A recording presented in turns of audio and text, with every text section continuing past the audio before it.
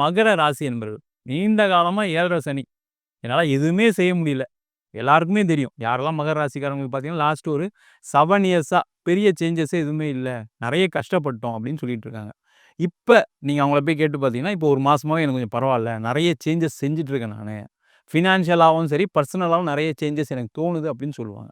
அப்ப இந்த பெயர்ச்சி கரெக்ட்டான்னு கேட்டா, 29ஆம் தேதிக்கு அப்புறம் மகர ராசி என்பவர்களுக்கு நெறைய சேஞ்சஸ் வரப்போகுது. அவங்களுக்கு கண்டிப்பா நல்லது நடக்க போகுது.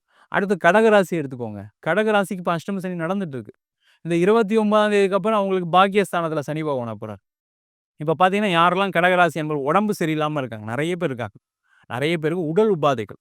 ஹார்ட் ப்ராப்ளம், கால்ல ஏதாவது பிரச்சனை, சுகர் ஏதாவது ஆக்சிடென்ட்ஸ் இது மாரிலாம் நடந்திருக்கு. உடல் உபாதைகள். நம்ம ஒரு விஷயத்த மட்டும் பேசுவோம். உடல் உபாதைகள். அந்த உடல் உபாதைகள் எல்லாமே வர 29ஆம் தேதிக்கு அப்புறம் ரெக்கவரி இருக்கும். யாரெல்லாம் பார்த்தீங்கன்னா, நீண்ட காலமா பிபி இருக்கு, மாத்திரை எடுத்துக்கிறேன். சுகர் இருக்கு, மாத்திரை எடுக்கிறேன்னு சொல்லக்கூடிய கடகராசி அன்பர்கள கேட்டு பாருங்க. அவங்க இந்த 29ஆம் தேதிக்கு அப்புறம் திருப்பி போய் ஒரு டெஸ்ட் எடுக்க சொல்லுங்க. அந்த நிலைமை எல்லாம் மாறும். பிபி நார்மலா இருக்கும். சுகர் கண்டிப்பா கண்ட்ரோல்ல வந்திருக்கும். அவங்களுடைய மாத்திரையோட அளவு குறையும். இதையே நம்ம பார்க்கலாம் ஈஸியா.